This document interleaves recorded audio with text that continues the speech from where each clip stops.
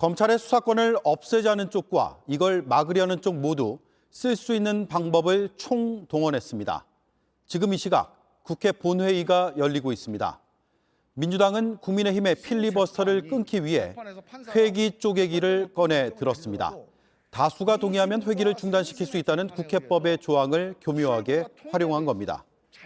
윤석열 당선인 측은 국민투표로 대응했습니다. 국민의 뜻을 물어보자는 취지인데 지금껏 그 어떤 대통령도 써본 적이 없는 권한을 검찰의 수사권 유지를 위해 쓰겠다는 겁니다. 다채롭고 깊이 있는 논의는 사라졌습니다. 각자의 권한을 다 끌어모은 강대강의 대치 국면입니다. 첫 소식 강희영 기자입니다. 박병석 국회의장은 오늘 오후 본회의를 열고 검찰의 수사권을 제한하는 이른바 검수완박 법안을 상정했습니다. 성원이 되었으므로 제2차 본회의를 개회하겠습니다. 앞서 민주당은 오늘 새벽 법사위 전체 회의에서 법안을 단독으로 통과시켰습니다. 국민의힘은 무제한 토론, 즉 필리버스터로 맞불을 놓았습니다. 법안 처리를 미루기 위해서입니다. 권성동 원내대표가 첫 주자로 나섰습니다. 검찰 길들이기가 실패하니까 이제는 검찰을 껍데기만 남기겠다는 심보입니다. 내가 취할 수 없으면, 내가 가질 수 없으면 없애버리겠다는 것. 그러자 민주당은 회기 쪼개기를 꺼내들었습니다. 회기가 끝나는 순간 필리버스터도 자동으로 종료되고 다음 본회의에선 무조건 법안을 표결에 붙여야 한다는 국회법 조항을 노린 겁니다. 민주당은 오늘 밤 자정 이번 회기를 끝낸 뒤 사흘 후 다시 본회의를 소집해 검찰청법을 먼저 처리하고 다시 사흘 뒤 새로운 회기에서 형사소송법을 처리한다는 계획입니다. 국민의힘은 국회법을 비튼 꼼수라고 반발했습니다. 이런 가운데 윤석열 당선인 측은 국민들에게 검수완박에 대한 찬반을 직접 묻는 국민투표를 꺼내들었습니다. 헌법 제72조에 따르면 대통령은 외교 안보 등 국가 안위에 관한 중요 정책을 국민투표에 붙일 수 있습니다. 지금 국회가 압도적으로 다수의 힘을 가지고 이렇게 헌법 가치를 이렇게 유린하고 있는데 국민들께서 원하는 것인지 직접 물어보는 것이 마땅하지 않느냐. 오는 6월 1일 지방선거에서 같이 투표를 하자고도 했습니다. 헌법에 규정된 대통령 권한이지만 지금껏 한 번도 사용된 적 없는 초유의 선택입니다. 민주당은 위헌적 발상이라고 반발했습니다. 제왕적 권력을 행사하려는 당선인에 대한 국민 우려는 무시하면서 국민투표 운운하는 이 현실 참 개탄스럽고 자기 모순이라고 말씀드리겠습니다. JTBC 강연입니다. 자, 그런데 윤석열 당선인 측이 제안하겠다는 국민투표는 법적으로 어려워 보입니다. 저희가 확인해보니 8년 전에 국민투표법의 일부 조항에 헌법 불합치 결정이 내려졌습니다. 하지만 국회가 보완하지 않아서 효력이 상실됐습니다.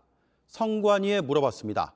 투표인 명부를 작성할 수가 없어서 현재로선 국민투표가 불가능하다고 답했습니다. 최승기 기자가 취재했습니다. 국민투표를 시행하기 위한 세부 절차는 국민투표법에 규정돼 있습니다. 그런데 헌법재판소는 지난 2014년 7월 국민투표법 일부 조항에 대해 헌법 불합치 결정을 내렸습니다.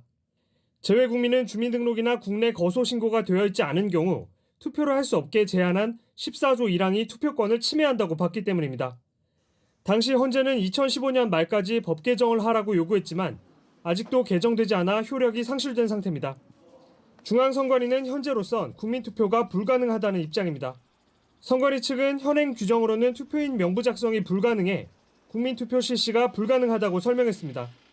법을 고쳐서 보완하려 해도 오는 6월 지방선거 때 국민투표를 동시에 진행하기엔 물리적으로 시간이 부족합니다.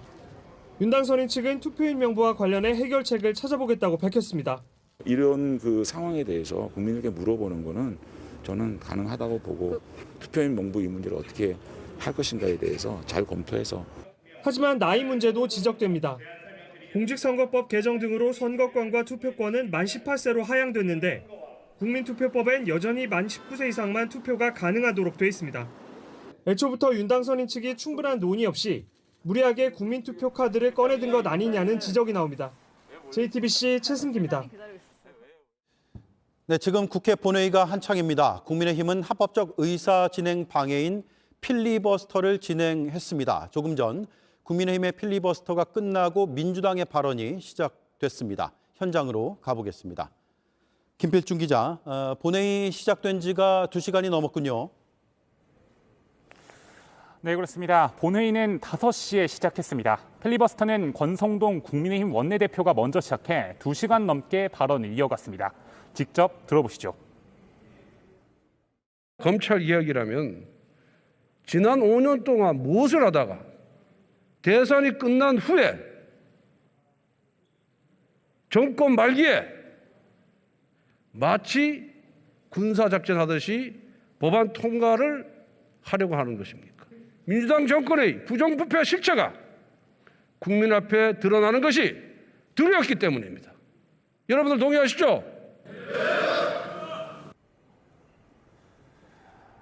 네, 여야의 기싸움은 본회의장에서도 팽팽했습니다. 국민의힘은 본회의장 입구에 검수완박 법안을 반대하는 현수막을 걸고 이재명 방탄법을 중단하라는 등의 구호를 외쳤습니다. 민주당 의원들은 권 원내대표가 발언을 이어가자 야유를 쏟아냈습니다. 이에 박병석 국회의장이 자제를 요청하기도 했는데요. 필리버스터 시작에 앞서 민주당 제안으로 4월 임시국회를 끝내는 내용의 안건이 올라와 표결 처리를 했습니다. 임시국회가 오늘로 끝나기 때문에 필리버스터는 오늘 밤 12시에 끝납니다. 방금 전 권 원내대표의 발언이 끝났습니다. 이어 민주당이 찬성하는 내용의 발언을 이어가고 있습니다.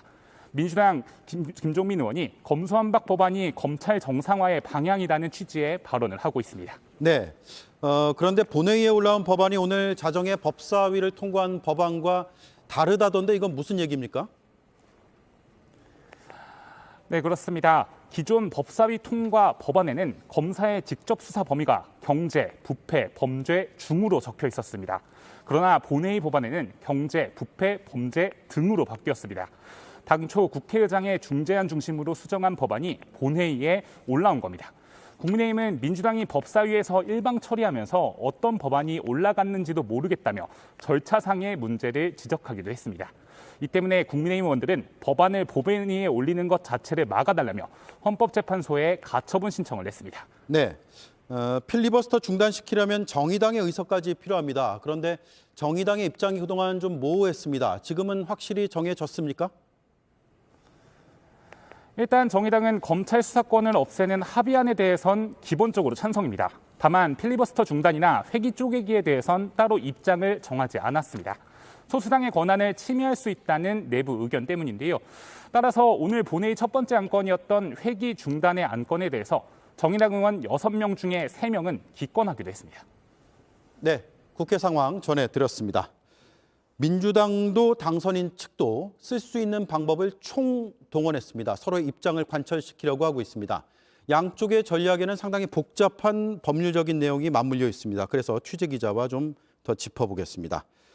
일단 박유미 기자, 필리버스터 중단시키는 걸 의석수로 하려고 했는데 그건 지금 안 되는 상황이죠? 네, 그렇습니다. 국회법상 제적의원의 5분의 3 이상, 그러니까 300석 중에 180석 이상을 확보해야 필리버스터를 중단시킬 수 있습니다. 보시면 민주당 의원은 171명입니다. 그런데 민영배 의원을 포함해서 민주당 성향 무소속 의원까지 다 더한다고 해도 180명이 안 됩니다. 여기에 무소속 양향자 의원의 반대 가능성이 있고요. 네. 구속 상태인 또 이상직 의원과 코로나로 확진된 의원도 있습니다. 아, 확진자도 있군요. 네, 그렇습니다. 그러니까 아무리 끌어모아도 180석이 안 되기 때문에 정의당의 찬성표가 필요한 상황인데 조금 전에 전해드린 것처럼 정의당이 아직 명확한 당론을 정하지 않았습니다. 네, 그래서 회기를 하루씩 쪼개서 하는 이른바 회기 쪼개기 방식이 등장을 한 거죠. 네, 그렇습니다. 달력을 보면서 좀 설명드리겠습니다. 현재 4월 임시회는 다음 달 5일까지 예정이 돼 있습니다. 이대로라면 국민의힘이 계속 무제한 토론을 해서 법안 처리를 막을 수도 있습니다. 이 때문에 민주당은 오늘 본회의에서 임시회 중단의 건을 안건으로 올려서 일단 임시회를 오늘까지로 단축을 시켰습니다. 그러면 현재 진행되고 있는 무제한 토론 필리버스터는 오늘 밤 자정에 끝나게 됩니다. 네. 여기에 임시회를 열려면 사흘 전에 공고해야 된다는 또 규정이 있습니다. 이 때문에 민주당은 오늘 임시회 소집을 요구했고 사흘 후인 토요일에 회의를 열어서 법안 하나를 먼저 처리하겠다고 했습니다. 하나요? 네, 그렇습니다. 검찰의 수사권을 없애는 법안은 하나가 아니잖아요. 검찰청법하고 형사소송법이 있나요? 네, 그렇습니다. 2개의 법안이 있는데요. 그래서 일단 이번 주 토요일에 먼저 하나를 처리하고 다시 국민의힘이 필리버스터를 시작하면 또 임시회 소집을 요구한다는 겁니다. 그러고 나서 또 다시 사흘 후인 3일에 5월 3일에 본회의를 열겠다는 거고요. 그러니까 문재인 대통령의 마지막 국무회의가 있는 날까지 남아있는 법안을 모두 처리하겠다는 계획인 겁니다. 네, 본회의가 오늘 열리고 3일 뒤에 열리고 그다음 3일 뒤에 열려서 법안 2개를 처리하고 그날 국무회의에서 공포까지 한다. 네, 그렇습니다. 이런 내용이네요.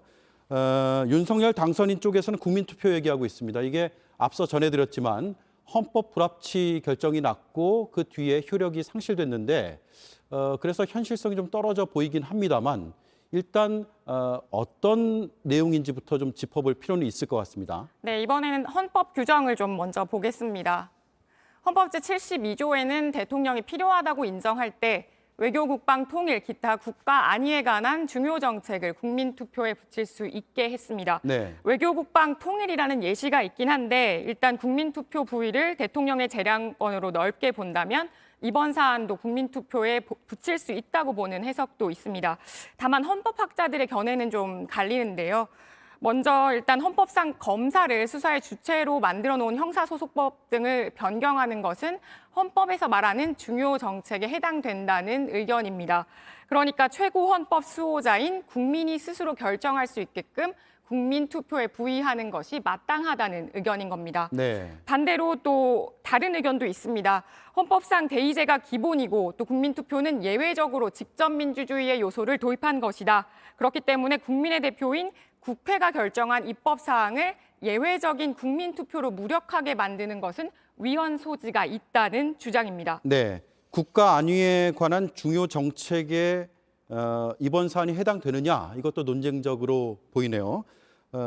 만약에 여러 난관을 뚫고서 그러니까 법안이 처리되고 나서 그 뒤에 6월 지방선거에 맞물려서 국민투표에 붙여진다고 하면 그 결과를 국회가 따라야 됩니까?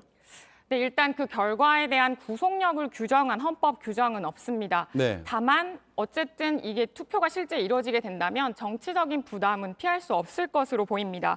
예를 들어서 국민투표를 통해서 국민 다수가 검수완박 법안에 대해서 반대한다는 결론이 나온다면 국회도 일부 조항에 대해서 적어도 일부 조항에 대해서는 법안을 수정해야 된다, 개정해야 된다는 압박을 받을 수밖에 없을 것으로 보입니다. 다만 어떻게 보면 당선인 측도 이렇게 구속력도 없고 또 당장은 국민투표가 좀 실현 가능성이 어렵다고 보면 이 그 국민투표 자체를 제한함으로 인해서 민주당을 정치적으로 압박하기 위한 카드를 꺼낸 것이 아니냐 이렇게 볼 수도 있겠습니다. 네, 박유미 기자였습니다.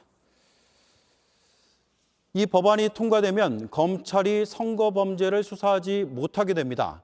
다만 지방선거를 앞둔 시점을 고려해서 올해 연말까지는 검찰의 수사권을 인정하기로 했습니다. 하지만 이 역시 정치권의 꼼수라는 비판이 검찰 안에서 나옵니다. 어떤 이유 때문인지 박병영 기자가 전해드립니다.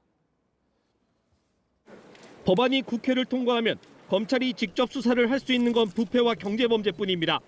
선거범죄는 올해 12월 31일까지만 할 수 있습니다. 오는 6월 지방선거를 앞두고 정치권이 검찰 수사를 피한다는 지적을 피하기 위해 선거범죄의 공소시효 6개월이 끝나는 12월까지 유예기간을 둔 겁니다. 하지만 검찰 내부에선 이 또한 꼼수란 비판이 나옵니다. 송강 청주지검 차장검사는 검찰 내부망에 선거법상 선거 이후 벌어진 범죄는 그 범죄가 있는 날부터 6개월이란 조항이 있다며 이번 지방선거와 관련해 내년 1월에 선거를 대가로 금품 등이 제공되면 공소시효는 내년 7월인 것이라고 적었습니다. 이번 지방선거와 관련된 비리지만 검찰이 수사할 수 없다는 겁니다. 실제로 광노현 전 교육감이 2010년 서울 교육감 선거에서 후보 단일화의 대가 2억 원을 당선 6개월 이후에 줬던 사례가 있습니다. 또 국회의원 선거가 2년 남은 상황이라 국회의원이 저지른 선거범죄는 검찰이 수사할 수 없게 됩니다. 검찰이 경찰에서 넘어온 사건을 검토하다 새로운 범죄 사실을 발견해도 수사할 수 없다는 지적도 나옵니다. 경찰이 보낸 범죄와 같은 범죄에 한해서만 검찰이 수사할 수 있기 때문입니다. 어떤 목적을 가지고 별건 수사하는 거는 당연히 막아야 돼요. 그런데 그것이 아니라 우연히 새롭게 어떤 증거를 확보하는 과정에서 다른 중한 혐의를 발견하게 되면 당연히 수사기관은 수사를 해줘야 되는 겁니다. 이에 검찰은 개정안이 본회의를 통과하면 헌법재판소의 권한쟁의 심판과 효력 정지를 신청하는 방안을 검토하고 있습니다. JTBC 박병현입니다.